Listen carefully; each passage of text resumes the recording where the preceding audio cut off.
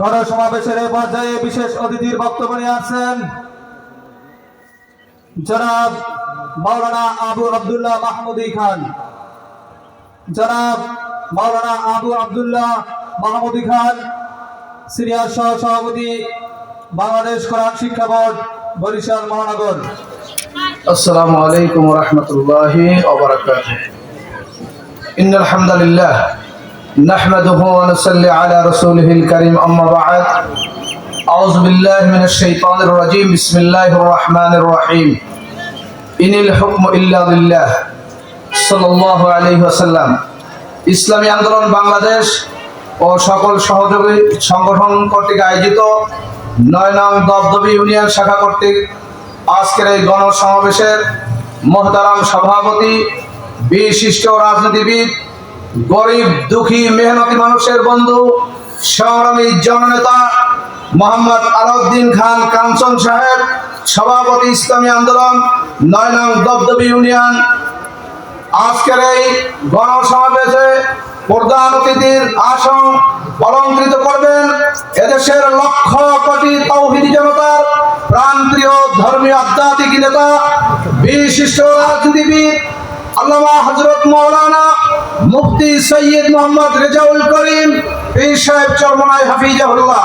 মঞ্চে উপবিষ্ট পীর সাহেব কাঠিগড়া সহ জালকাঠি, নলছিরি এবং বরিশাল মহানগরের নেতৃবৃন্দ, সুধী সমাবেশ। আপনারা জানেন ইসলামী আন্দোলন বাংলাদেশ একটি পরিপূর্ণ বৃক্ষের নাম, এখন ঠিক কিনা? এটা ছোট থেকে এখন বড় হয়েছে।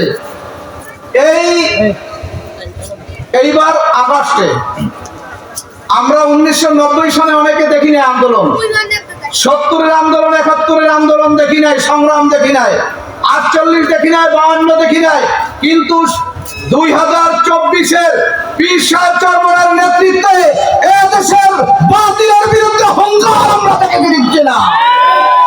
ভাইরা আমার, কথাবার্তা ক্লিয়ার। ডাক দিয়েছে পীর সাহেব চরমনাই, ঘরে থাকার সুযোগ নাই। ডাক দিয়েছে শায়েখে চরমনাই, ঘরে থাকার সুযোগ নাই।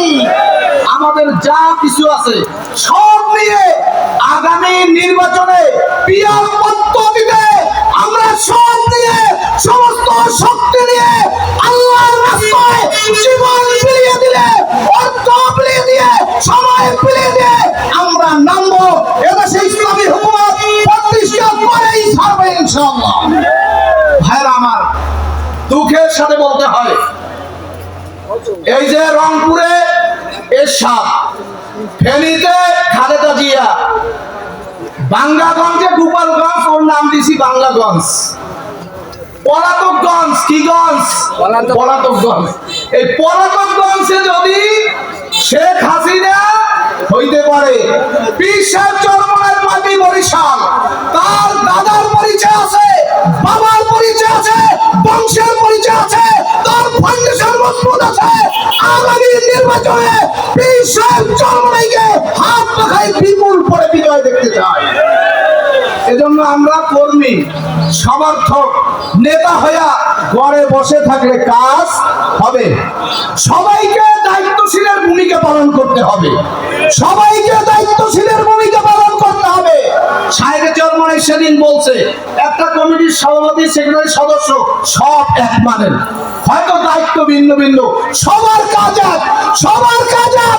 সবাই হাত পাখার সমর্থন করি, সবাই হাত পাখার বুকে ধারণ করি, সবাই পীর সাহেব চরমনাইকে নেতা মানে, ঠিক কিনা? এজন্য আমরা পীর সাহেব চরমনাই ডাক দিবে সেই অপেক্ষা না রেখে, যে অবস্থায় থাকি, যেখানে থাকি, পীর সাহেব চরমনাই ডানে বামে সামনে পিছনে থেকে লড়াই করব, বিজয় অর্জন করব। আমরা গাজী বেশে করে দেবো ইনশাআল্লাহ। আসসালামু আলাইকুম।